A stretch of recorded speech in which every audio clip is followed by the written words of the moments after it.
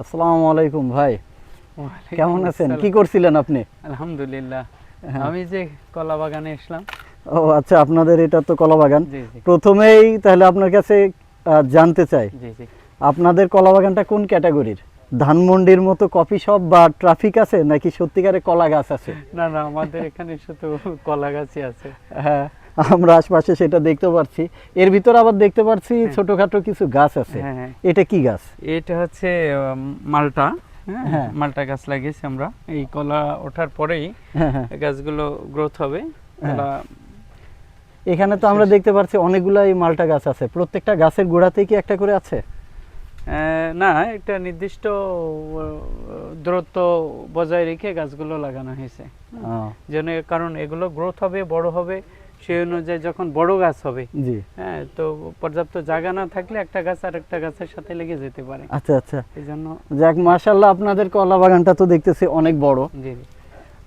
এটা নিয়ে আমি যদি দ্বিতীয় প্রশ্ন জিজ্ঞেস করি, আচ্ছা, আপনাকে আচ্ছা। হয়তো বা কিছু প্রশ্ন করে বিরক্ত করব। আচ্ছা, দ্বিতীয় প্রশ্ন, আর ঢাকার কলা বাগানে তো ফুটবল ক্লাব আছে, জি। তো আপনাদের কলা বাগানে কি গাছে ওঠা বা লুকোচুরি কোনো অফিসিয়াল না, টুর্নামেন্ট আছে? এখানে আপনার আপনি ওই ফুটবল টুর্নামেন্ট খেলতে পারবেন না, তো চাইলে আপনি এখানে একটু লুকোচুরি করতে পারেন। সেইটা সুযোগ হয়তো বা দেওয়া যাবে। সেটা সুযোগ।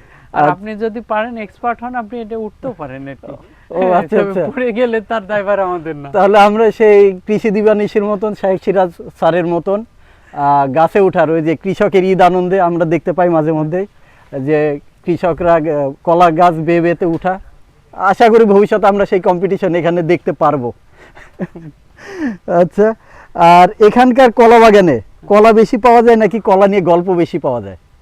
না, এখানে কলাই বেশি পাওয়া যায়, কারণ আমরা কলা নিয়ে তো গল্প করি না। আমাদের গল্প করার আসলে সময় কম, কারণ আমরা ক্ষেত খাবার নিয়ে এগুলোতেই ব্যস্ত থাকি। যাক, খুবই ভালো। আপনাদের কলা গাছগুলোতে যেটা নিয়ে তো কথা ওঠে বেশিরভাগ সময়, যে হলো পাকানোর জন্য বিভিন্ন ওই মেডিসিন ইউজ করে, হ্যাঁ।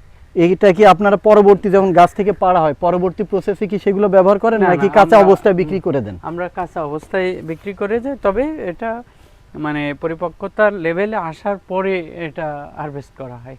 আচ্ছা আচ্ছা, সেই ক্ষেত্রে আপনাদের এই দিক থেকে সর্বোচ্চ চেষ্টা করেন যাতে সেরকম ক্ষতিকর কোনো কীটনাশক বা অন্য কোনো কিছু না দেওয়া হয়। জি, মানে এটার জন্য প্রয়োজনও না হয়, সেই লেভেলে আসলে তারপরে গাছ থেকে কাটা হয় আর কি।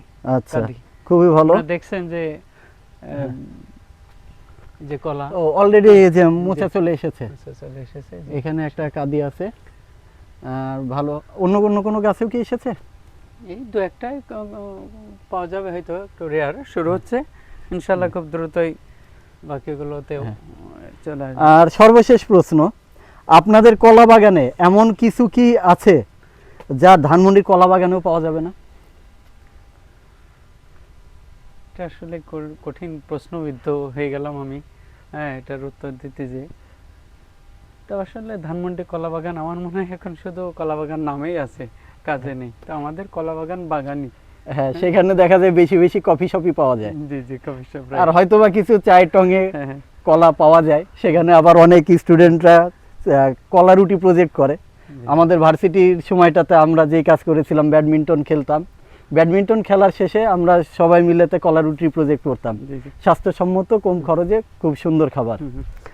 যাক, তবে একটা তফাৎ আছে আপনার জি। কলা বাগান, আপনার ধানমন্ডির কলা বাগানে গেলে একটু পরিচ্ছন্ন পরিবেশ পাবেন। পার নিচে আপনি দেখতে পাচ্ছেন যে ওজনটা কত বেশি হেভি হয়ে গেছে আর হ্যাঁ কি। আমরা দেখতে পারছি, তবে এখানে জুতার ওজন প্রায় মনে হয় 1 কেজির উপর হয়ে গেছে। জি জি। এখানে আসলে এতটুকু স্ট্রাগল করতে হবে, মানুষ কষ্ট করে পাহাড়ে যায়, ঝিরিপথে এটা হাঁটে। একটা ফিল পাবেন। হ্যাঁ, প্রত্যেকটা জিনিসের এক একটা ফিল থাকে। ফিল পাবেন। আহ, তবে শুধুই এখানে আমাদের বাগান আরো না, ভিজিটর দেখতে পারছি, অনেকে ভিজিট করতে আসছে। জি, জি।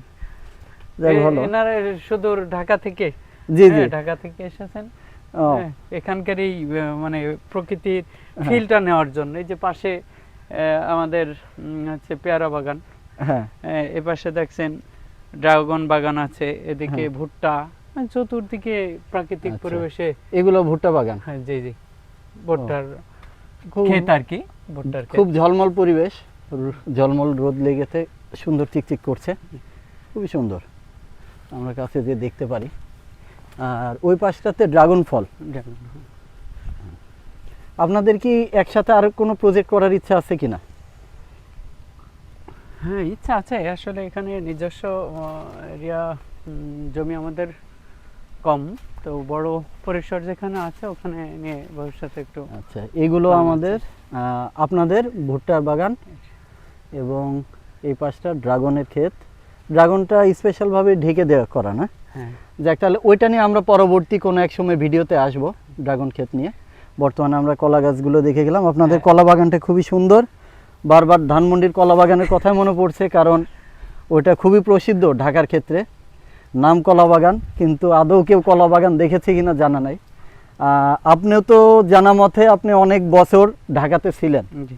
তা আপনার কি যখনই কলা বাগান দেখেন এটা নিয়ে কি কোনো কিছু মনের ভিতর না, আসে কিনা? আসলে আমি মনে মনে খুঁজতাম যে কোথায় এটা কলা বাগানটা যে নামকরণ হইলো, এর তো একটু স্মৃতি থাকা দরকার।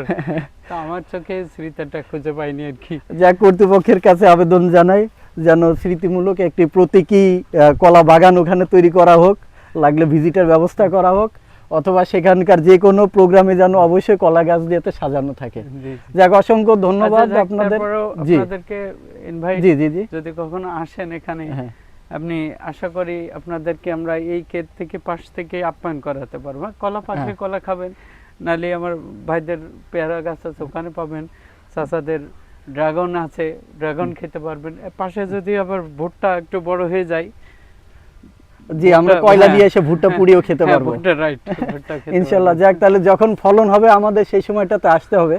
এখন হয়তো বা এসে আমি কাঁচা অবস্থাতে কিছু না খেয়েতে আপনাদেরকে ভিডিও ধারণ করে নিয়ে গেলাম।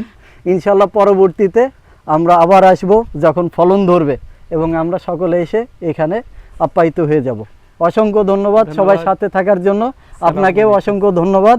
আর যদি মালটাটা নিয়ে কিছু বলেন, কতদিন পর আসলে আমরা মালটা খেতে পারবো? আমরা আশা করি 2 বছর মধ্যেই এটাতে ফল এসে যাবে ইনশাল্লাহ। হ্যাঁ, ইনশাল্লাহ ততদিন আমরা কলা খেতেই থাকবো, সমস্যা নেই। ইনশাল্লাহ আবার দেখা হবে। সবাইকে অসংখ্য ধন্যবাদ।